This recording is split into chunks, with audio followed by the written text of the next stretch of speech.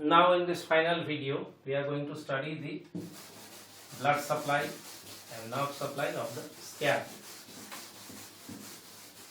So again we draw that same diagram, the view of the scalp from above.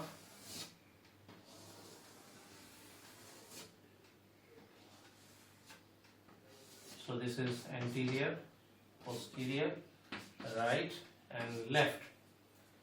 Now the arteries first. Here you have the supraorbital artery and the supratrochlear artery. The supraorbital artery and the supratrochlear artery are both branches of the ophthalmic artery. So that means they are coming from the internal carotid system of arteries. Somewhere here in front of the ear you have the superficial temporal artery. This is the superficial temporal artery dividing into a frontal and a parietal branch. Now this superficial temporal artery is one of the terminal branches of the external carotid artery. You know the external carotid artery terminates as the maxillary artery and the superficial temporal artery. Behind the ear you have the posterior auricular artery. It is another branch of the external carotid artery, and further behind you have the occipital artery, which is also a branch of the external carotid artery. So you have a combination of internal carotid artery territory and external carotid artery territory, and this is the arterial supply. Now if you go to the veins, you have corresponding supraorbital and supratrochlear vein. Now these two veins are going to go to form the angular vein, which is actually part of the facial vein, the beginning of the facial vein.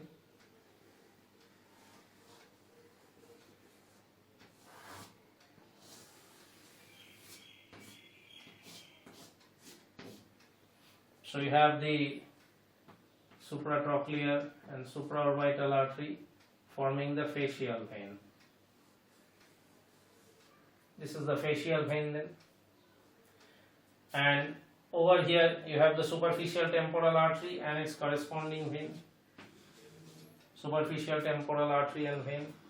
So you have superficial temporal vein coming down like this. Now what happens is let's come to that a little bit later. Behind the ear you have the posterior auricular artery, so you have the posterior auricular vein. Let us draw the ears here.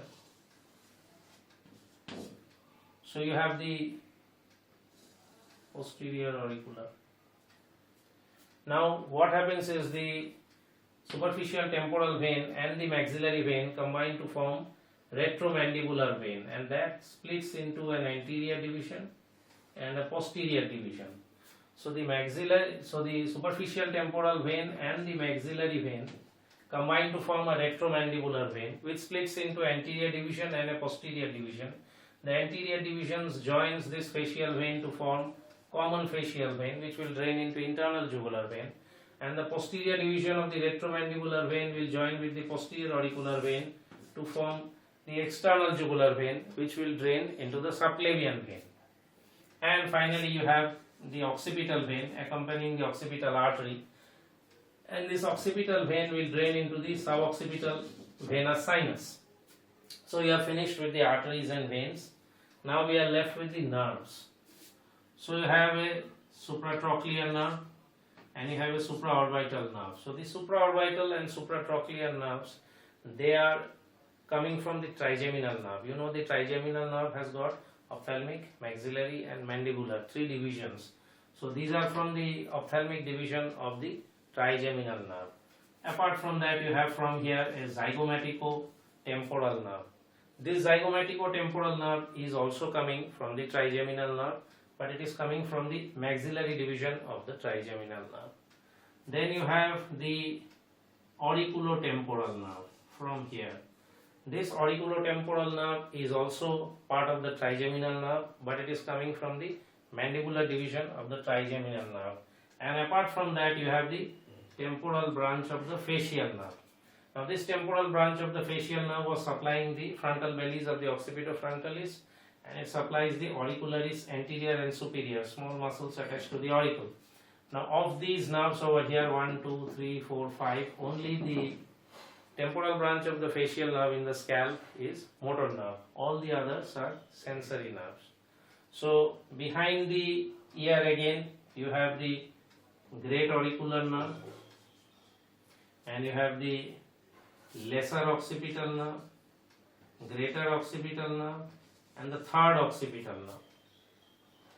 So great auricular nerve is C2, C3. Lesser occipital nerve is C2, ventral ramus. Greater occipital nerve is C2, dorsal ramus. And third occipital nerve is again C3, dorsal ramus. So you have great auricular, lesser occipital, greater occipital, and third occipital. Now, great auricular and lesser occipital nerves are coming from the cervical plexus, and greater occipital and third occipital, they are branches from the dorsal ramus. And so these are all sensory nerves, and apart from that you have the posterior auricular branch of the facial nerve. This is the motor nerve here, and it supplies the occipital belly of the occipitofrontalis as well as the auricularis posterior, which is another small muscle attached to the cartilage of the pinna or the auricle.